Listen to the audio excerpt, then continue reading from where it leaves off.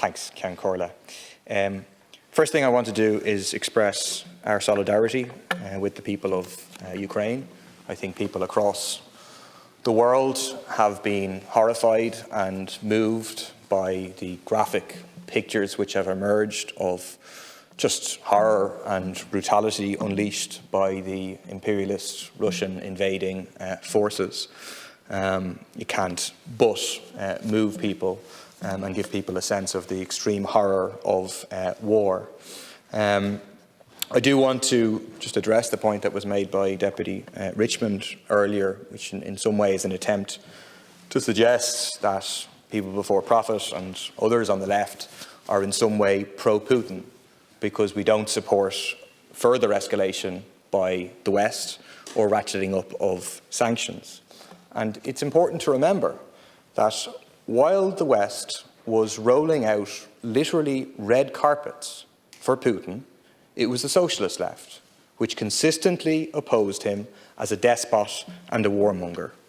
Many of those who today are attacking the left were themselves silent when Putin was committing brutal war crimes against the people of Chechnya.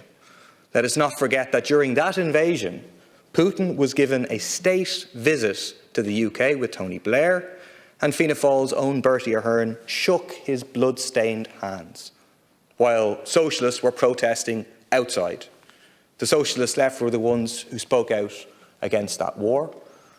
Even at the start of this year, when Russian troops were sent to Kazakhstan as part of a CSTO operation to put down and to intimidate a workers' uprising from below, it was the socialist left who spoke out, who organised internationally in solidarity with Kazakh trade unionists and socialists, and the Department of Foreign Affairs was utterly silent.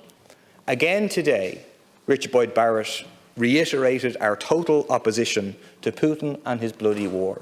We stood with Ukraine today, the people of Ukraine, and we stand with them in their struggle against the Russian invasion.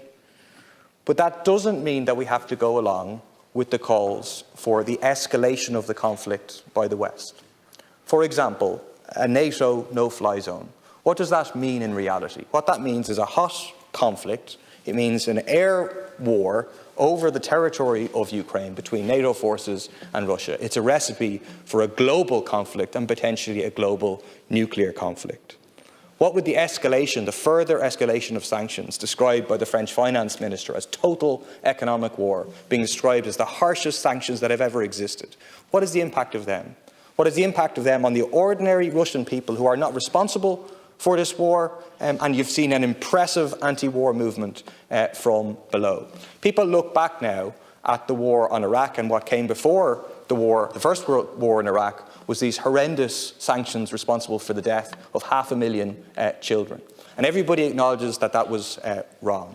Well, such sanctions that impact ordinary people are wrong now, and they also actually serve to undermine what we need, which is the anti-war movement to grow, because they're serving to bolster Putin in the polls by portraying this as, you know, it's all from the outside, as opposed to actually ordinary Russian people don't benefit from his warmongering.